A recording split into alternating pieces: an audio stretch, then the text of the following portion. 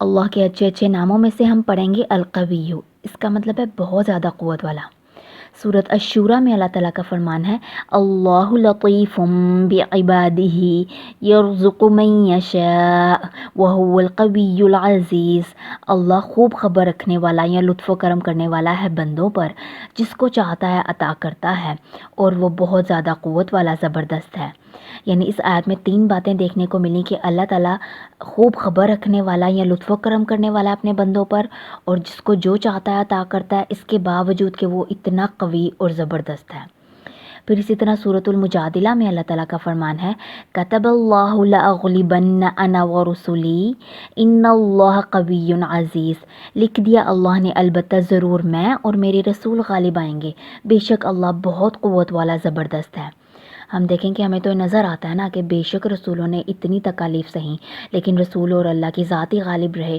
ساری ہسٹری سے ہمیں یہی پتہ چلتا ہے، یہ اس کی قوت کو ظاہر کرتا ہے۔ پھر ہم دیکھیں کہ اللہ تعالیٰ کی مزید قوت کو سمجھنے کے لیے نا ہمیں اس کی بنائی ہوئی تخلیقات کے اوپر غور و فکر کرنا ہے اور ان کی قوتوں کو غور و فکر کرنا ہے۔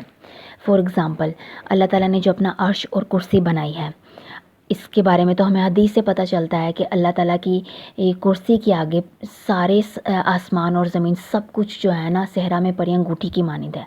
یعنی جیسے ایک صحرا ہے، ہم اسے امیجن کریں اس کے اندر ایک انگوٹھی رکھ دیں تو اس کی کیا حیثیت ہوگی صحرا کے اندر۔ تو اسی طرح سے اللہ تعالیٰ کی کرسی ہے، اس کے آگے ساری کائنات اور یہ سارے آسمان ہیں، اور اسی طرح سے اللہ تعالیٰ کی جو کرسی ہے وہ اس کے عرش کے سامنے ہے، صحرا میں پڑی انگوٹھی کی مانند۔ تو اس سے پتہ چلتا ہے نا کہ اللہ تعالیٰ کتنا زیادہ قوی ہے، کتنا طاقتور ہے، اتنی بڑی بڑی تخلیقات اس نے کی ہیں۔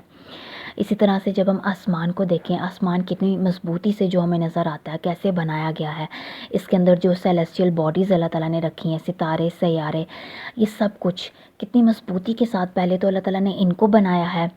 ہم دیکھتے ہیں نا ڈسکوریز وغیرہ کے تھرو کہ کس طرح سے یہ چٹانوں کا مجموعہ ہے، کوئی کس میٹیریل کا مجموعہ ہے، تو ان سب کو اللہ تعالیٰ نے پہلے تو بنایا اتنا قوی ہے، پھر ان کو جو اللہ تعالیٰ نے سسٹین کر کے رکھا ہوا ہے، جو ایک بیلنس ہارمنی ان کے اندر رکھی ہوئی ہے۔ ایک گریویٹیشنل فورس ذرا سے بھی ڈسٹرب ہو جائے گی تو پوری کائنات کا نظام درہم برہم ہو جائے گا۔ وہ گریویٹیشنل فورس جو قوت اللہ تعالیٰ نے رکھی ہے، نہ وہ زیادہ ہوتی ہے نہ کم ہوتی ہے، تو یہ جو اللہ تعالیٰ نے بیلنس رکھا ہوا ہے، یہ بھی اللہ تعالیٰ کی قوت کو شو کرتا ہے۔ پھر اسی طرح سے جو ان کی روشنی جو ہمیں رات کو ہمیں اوپر دیکھ کر نظر آتی ہے، یہ ان کو روشنی کی طاقت یہ کس نے دی ہے؟ اللہ تعالیٰ نے۔ پھر ہم دیکھیں کہ جو ملائکہ ہیں، ان کے بارے میں ہمیں پتہ چلتا ہے نا حدیث کے تھرو، حضرت جبریل، ان کے 600 پڑ ہیں، اور ایک پڑ کی طاقت کو سمجھنے کے لیے کہ اللہ تعالیٰ نے انہیں جب حکم دیا تھا کہ قوم لوط کو الٹ دو، تو انہوں نے کیا کیا تھا؟ اپنے ایک پڑ کی ایک ٹپ کے ساتھ پوری قوم کو الٹ کر رکھ دیا تھا۔ اس سے اندازہ کریں کہ ایک ٹپ کا یہ حال ہے، اس کی یہ قوت ہے، تو پورے پڑ کی کیا قوت ہوگی اور 600 پڑوں کی کیا قوت ہوگی۔ اور پھر حضرت جبریل کی اتنی قوت ہے تو ان کو بنانے والے کی کیا قوت ہوگی۔ اسی طرح سے جب ہم زمین کی بات کریں، زمین کو اللہ تعالیٰ نے کس مضبوطی کے ساتھ بنا رکھا ہے، اور اس کے اوپر جتنی بھی تخلیقات ہیں اللہ تعالیٰ کے، پہاڑ دیکھیں کتنی مضبوطی کے ساتھ، قوت کے ساتھ جمے ہوئے ہیں، اور جو اللہ تعالیٰ نے نباتات بنائے ہیں ان میں جو اتنے بڑے بڑے ہمیں درخت دیکھنے کو ملتے ہیں، کچھ تو کاٹے بھی نہیں جا سکتے، اتنے پرانے ہوتے ہیں اور اتنے اسٹرانگ ہوتے ہیں قوت والے، تو ان کو وہ قوت کس نے دی ہے؟ اللہ تعالیٰ نے۔ پھر جو جانور ہمیں نظر آتے ہیں، وہ جانور جو انسانوں کو بھی کھا جاتے ہیں، شیر ہو گیا، اسی طرح سے باقی بڑے بڑے جتنے بھی جانور ہیں، تو ان کی وہ قوت کس کی دی ہوئی ہے؟ اللہ تعالیٰ کی۔ پھر اسی طرح سے ہم دیکھیں کہ جن اور انسان اللہ تعالیٰ نے جو بنایا ہے، جنات کو اللہ تعالیٰ نے بنایا، ان کو بھی کچھ تو جنات انسانوں کے اوپر قابض ہو جاتے ہیں، ان کو وہ طاقت کس نے دی ہے؟ اللہ تعالیٰ نے۔ انسانوں کی بات کریں تو انسان تو اللہ تعالیٰ کی کریشن کا کلائمیکس ہے نا، اس لیے کیونکہ اللہ تعالیٰ نے اس کو شعور دیا ہے کہ وہ اپنے شعور کے ساتھ اللہ تعالیٰ کو پہچانے۔ تو انسان کو اللہ تعالیٰ نے کیا کیا طاقتیں دی ہوتی ہیں؟ ہم دیکھیں انسانوں کے پاس علم کی طاقت ہوتی ہے، دولت کی ہوتی ہے، صحت کی، کسی عہدے کی ہوتی ہے، اولاد کو کوئی طاقت سمجھتا ہے، کسی کے پاس ایمان کی طاقت ہوتی ہے۔ تو یہ کتنی مختلف طاقتیں ہیں انسانوں کے پاس۔ ہر کسی کے پاس ساری طاقتیں تو ہوتی نہیں ہیں، اور جس کے پاس ہوں بھی تو کبھی چلی بھی جاتی ہے۔ تو یہ باتیں ساری ظاہر کرتی ہیں نا کہ ایک ذات ہے اتنی مضبوط، اتنی طاقتور، جس نے ساروں کو طاقتیں دے رکھی ہیں۔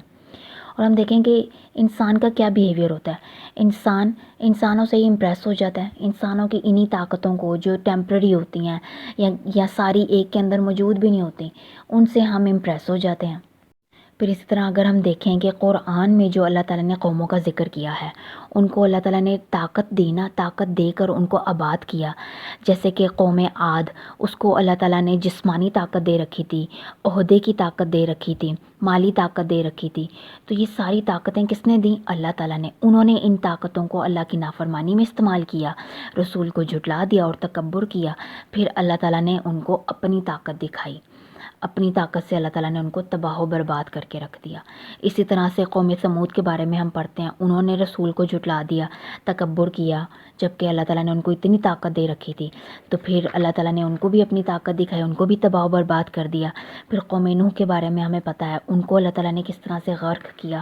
قارون کا واقعہ ہمیں پتہ ہے کہ اس کو اللہ تعالیٰ نے کیا کچھ دے رکھا تھا، اس نے کیا کیا؟ تکبر کیا، جھٹلا دیا، تو اللہ تعالیٰ نے اس کو زمین کے اندر ہی دھنسا دیا. فرعون کا جو حال ہوا، پانی کے اندر ہی غرق کر دیا. تو یہ سب وہ لوگ ہیں جن کا اللہ تعالیٰ نے ذکر کیا. ان سب کو اللہ تعالیٰ نے اپنی طاقتیں دے رکھی تھی نا، کچھ نہ کچھ ان کی حیثیت کے مطابق دے رکھا تھا. انہوں نے ان سب طاقتوں کو اللہ تعالیٰ کی مرضی کے خلاف استعمال کیا، اور اللہ تعالیٰ نے پھر ان کو اپنی طاقت دکھائی. اور اللہ تعالیٰ کی طاقت تو کہیں پر سمندر میں ڈبونے سے آئی ہے، کہیں ہوا کے ذریعے، کہیں چیخ کے ذریعے، کہیں زلزلے کے ذریعے. تو یہ اللہ تعالیٰ کی طاقت ہے نا، اس سے انسان کے اندر جان کر، علم حاصل کر کے تو انسان کے اندر رعب آتا ہے، اللہ تعالیٰ کی طاقت کا احساس آتا ہے. اگر ہم اسی سب باتوں کو ایک مثال کے ذریعے سمجھیں کہ اگر یہ ساری جتنی بھی ہم نے طاقتوں کا ذکر کیا ہے، مخلوقات کی جتنی بھی طاقتیں ہیں، ساری طاقت ایک مخلوق کے اندر اگر جمع کر دینا تو اللہ کی طاقت کے آگے وہ ذرہ برابر ہے. اور اسی طرح سے وہ ایک مخلوق نہیں رکھیں، ہم ساری مخلوقات کے اندر اسی لیول کی طاقتیں بھر دیں تو وہ بھی اللہ کی طاقت کے آگے ذرہ برابر ہے. کیوں؟ اس وجہ سے کیونکہ اللہ تعالیٰ نے تو ان کو پیدا کیا ہے، اللہ تعالیٰ نے سب کو پیدا کیا ہے، سب کو وہ طاقت دی ہی اللہ تعالیٰ نے ہے. تو پھر ہم دیکھیں کہ وہ ظاہر ہے وہ اللہ کی طاقت کے آگے تو ذرہ برابر ہی ہوگی نا. اللہ تعالیٰ نے بالکل صحیح کہا ہے نا سورۃ الحج میں، ما قدر اللہ حق قدرہ ان اللہ قوی عزیز. انہوں نے قدر ہی نہ کی اللہ کی جیسے کہ اس کی قدر کرنے کا حق ہے. بے شک اللہ تعالیٰ بہت زیادہ قوت والا، غالب ہے، زبردست ہے. یعنی ہم دیکھیں کہ ہم نے اللہ تعالیٰ کو پہچانا ہی نہیں، جبکہ اللہ تعالیٰ اپنے ان سب دلائل کے ساتھ ہمارے سامنے موجود ہے. اس کی تخلیقات، اس کی مخلوقات ساری موجود ہیں، ان کی طاقتیں ہمیں نظر آتی ہیں، وہ سب موجود ہے. ہم نے پھر بھی اللہ تعالیٰ کو نہیں پہچانا. کیوں؟ کیونکہ ہم نے ان چیزوں پر کبھی غور و فکر نہیں کیا، اور ان پر غور و فکر کرنے کے لیے ہمیں علم چاہیے. جب انسان کے پاس علم آتا ہے، اس کے پاس سوچ رکھنے کا، تدبر کرنے کا جو ہے نا، اس کے اندر توفیق آتی ہے. پھر اس سے کیا ہوتا ہے، وہ اللہ تعالیٰ کو پہچان سکتا ہے. ہم دیکھیں کہ ہم انسان کس کی قوت سے متاثر ہوتے ہیں. ہم یا تو اپنے آپ کی ساری قوت کو سمجھ لیتے ہیں سب کچھ، یا پھر ہم لوگوں کی قوت کو سب کچھ سمجھ بیٹھے ہیں. تو یہی بیہیویئر تھا نا پرانی قوموں کا. انہوں نے بھی اپنی قوتوں کو یا تو سب کچھ سمجھ لیا، یا آپس کی قوتوں کو سمجھ لیا تھا، اور ان کا کیا حال ہوا.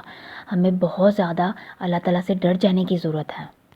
ہم دیکھیں کہ جب انسان صحیح معنوں میں اللہ کی قوت کو پہچان لیتا ہے نا، غور و فکر کر کے، تدبر کر کے، علم حاصل کر کے، تو وہ پھر صحیح معنوں میں وہ سمجھتا ہے کہ اللہ ہی وہ ذات ہے جو ہر طرح کی حمد و ثنا کے قابل ہے.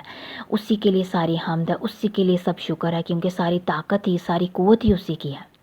اور پھر ہم دیکھیں کہ جس کو صحیح معنوں میں اللہ کی پہچان ہوگی وہی کہے گا نا، لا حول ولا قوت الا باللہ. نہیں کوئی نیکی کرنے کی طاقت، نہ گناہ سے بچنے کی مگر اللہ کے. اسی طرح سے اگر ہم چاہتے ہیں اللہ تعالیٰ کی صحیح معنوں میں پہچان حاصل کرنا چاہتے ہیں، اس کی اس صفت کو اپنے اندر انٹرنلائز کرنا چاہتے ہیں، تو ہمیں اس نام کے ساتھ اس کے ساتھ تعلق جوڑنا ہے، اس کو کثرت سے پکارنا ہے. اور اسی طرح سے ہم دیکھیں کہ اگر ہمیں اپنی زندگی کے بہت سے معاملات کو فیس کرنے میں مشکل ہے، ہم سمجھتے ہیں کہ ہمارے اندر طاقت کم ہے یا دوسرے لوگوں کے اندر طاقت زیادہ ہے، وہ ہمارے اوپر مسلط ہیں، تو پھر ہمیں اللہ تعالیٰ کو اس نام کے ساتھ کثرت سے پکارنے کی اور اس کے ساتھ تعلق جوڑنے کی ضرورت ہے، کیونکہ وہی ایک ذات ہے جس کے پاس ساری طاقت ہے. پھر اختتام کرتے ہیں خوبصورت سی دعا کے اوپر. نبی صلی اللہ علیہ وآلہ وسلم یہ دعا سجدے میں اور رکوع میں کثرت سے پڑھا کرتے تھے. سبحان ذی الجبروتی والملکوتی والکبریائی والعظمتی. پاک ہے عظیم قوت، بادشاہی، بزرگی والا اور عظمت کا مالک. پھر اسی طرح ہم دیکھیں ایک ہے دعائے طائف. جب نبی صلی اللہ علیہ وسلم طائف کی طرف گئے تھے تو وہاں سے واپسی پر جو ان کو جو جملے کسے گئے تھے، ان کو جو اذیتیں پہنچائی گئی تھیں، تو نبی صلی اللہ علیہ وسلم نے دعا کی تھی اللہ تعالیٰ سے. بہت ہی خوبصورت دعا ہے، اور یہ دعا کچھ لمبی ہے لیکن اس کا پہلا سنٹینس بتا دیتی ہوں. ہمیں یہ دعا بھی کثرت سے پڑھنے کی ضرورت ہے. اللہم الیک اشکو ضعف قوتی، اے اللہ میں تجھ سے شکوہ کرتا ہوں اپنی کمزور قوت کا. اس میں بھی بیسیکلی ہم اپنی قوت کو اللہ کے سامنے بتا رہے ہوتے ہیں کہ میری قوت کمزور ہے، تیری ہی قوت سب سے زیادہ ہے، تو ہی میرے لیے آسانی کر. ہمیں ان دعاؤں کو کثرت سے پڑھنے کی ضرورت ہے اور اللہ کو اس نام کے ساتھ کثرت سے پکارنے کی ضرورت ہے.